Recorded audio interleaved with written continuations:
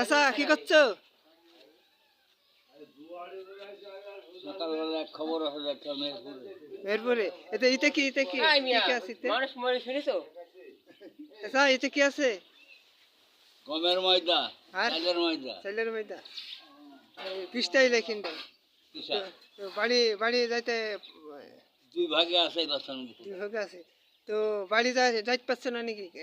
একটা আছে নি 3 টাকা ভ্যানে ভ্যানে যাইতে হবে। ভাড়া দিয়ে দিই 10 টাকা এই যে ভ্যান আসছে, কই আইবে আমি দিল্লি যাবা।